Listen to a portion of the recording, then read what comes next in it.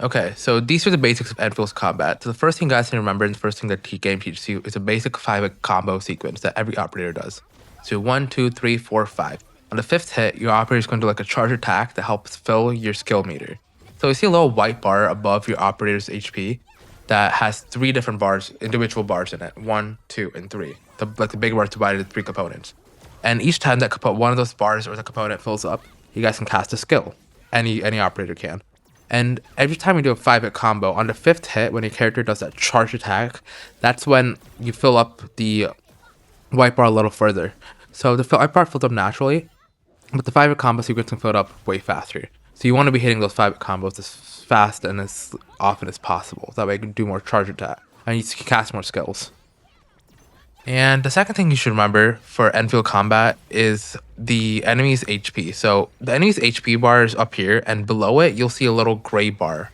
The gray bar fills up as naturally over time as your operators keep attacking the enemy, and that's kind of like their stagger bar. So when that bar is completely full, your enemy will be staggered, and that means they're more vulnerable and they take more damage. So you want to fill that up as soon as possible. There's some operators that can fill it up way faster.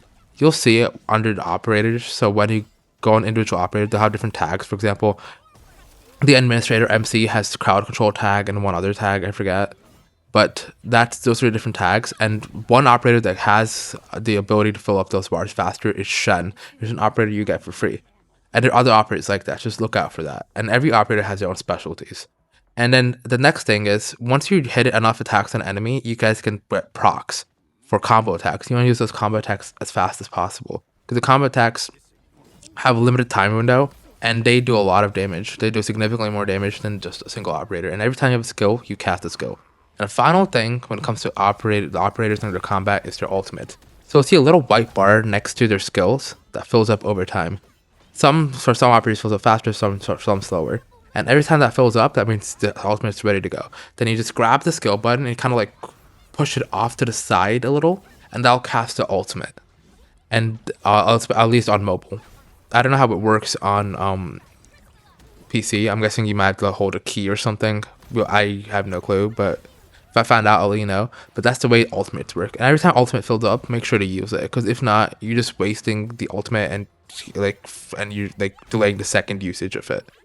So that's the way combat works. And then for enemies, sometimes you'll see that they do a red attack. So a lot of times, there's 2 types of red attacks. There's one type, and the red attacks do a lot of damage, okay?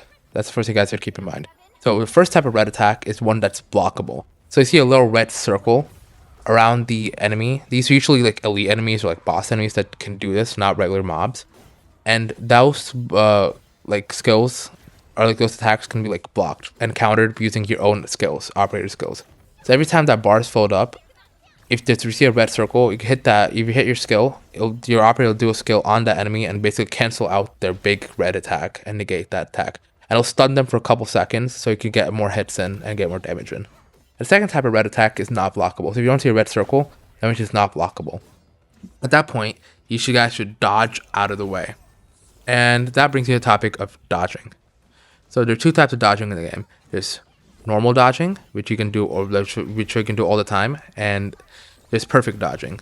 So for like some of those red attacks, the radius of their attacks can be quite big. So you might want to just dodge and back out of the way. So if you can't counter it, but if you see a red circle, you can just counter it and go in for the attack.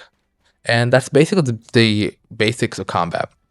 When it comes to perfect dodging, just make sure you just dodge at the right time, because if you mistime it, you will get hit.